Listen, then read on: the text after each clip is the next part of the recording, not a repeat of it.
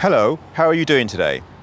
On this channel, I'm going to take you on a journey on how to become a good, confident English speaker. The exciting thing is, I'm going to be doing this in real time with real students. So don't lose this channel, subscribe, and get tips and hints on how you too can improve your English. One more thing, everything on this channel is going to be recorded using a mobile phone, just a smartphone. This is very important. And if you watch my first video, you'll get some idea about why that is important. Okay, so my name is Chris Murray. I'm an English teacher. And you may have already noticed how confident I am when I sit in front of the camera speaking to you guys. I may be actually more confident than probably 80% of English native speakers out there when it comes to speaking in front of people or speaking in front of a camera and that sort of thing. But how have I been able to achieve this? Throughout my 10 years of working in the media, actually 12 years now, I have noticed one very significant thing, and it is recording yourself in good quality media and looking back at it. When I look back at myself on media, I know I'm going to look good and sound good. This is an automatic confidence booster. And the good news is you can do it all with your smartphone. That's all you need today. Also notice my name appearing on the screen with my title. This is also another important thing. It's a bit of a confidence booster as well. It's more professional. And I have a lot more tips and hints about how to boost your confidence with things like this. So do subscribe for more.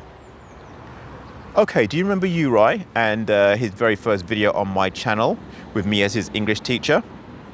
Hi, my name is Uri and I'm having lessons with Chris, English school here in Bratislava. He had a bit of a shaky start to his first video, and in fact he told me that he wasn't comfortable doing it. So let's take a look now after 1 week. Let's take a look at how he progressed. So on this task, Uri was given an assignment to go and research Slovak stereotypes and have a little talk about it. Let's have a look at this now. Hello everyone. Today I will be talking about the Slovak stereotypes. And for Slovak guy, it is difficult to talk about Slovak stereotypes. I need to Google something about it. As Google was not helpful enough for me, I asked ChatGPT as artificial intelligence to help me and write text about Slovak stereotypes. And the result was very interesting. The first stereotype was about the hospitality. That it said that we as Slovaks are hospitable people. But on the contrary, in the other stereotype, it said that we Slovaks are suspicious of strangers and suspicious of foreign people. I think that these two cannot be both correct because they are in the contrary. How can you be hospitable when you are suspicious of your visitor?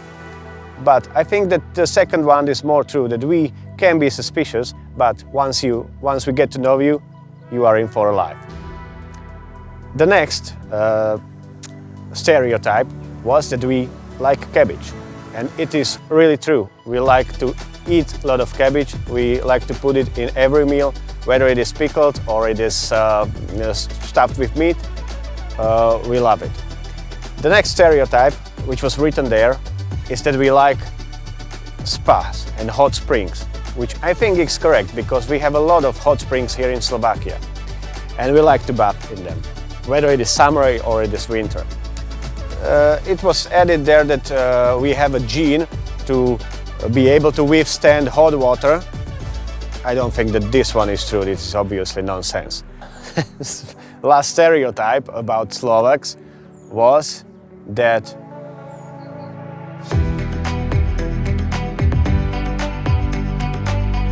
but speaking about hot springs and our countryside, we are very proud of our mountains and our nature, our forest, and we like to go outside and spend a lot of time in there. So I think that's pretty us, Slovaks. The results of ChatGPT are pretty strange, but you can Google some of Slovak stereotypes for yourself. Thank you very much.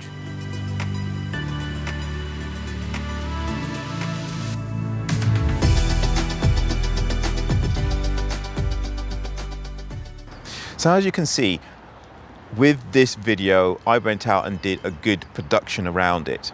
Now, the aim of this lesson with Uri is to raise his self-confidence so that he's less shy.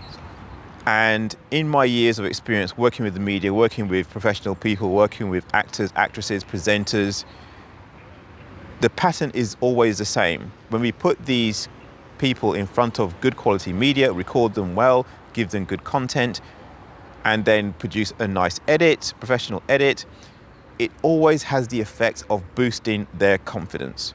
And they come out and do even better on the next approach, the next task, the next assignment.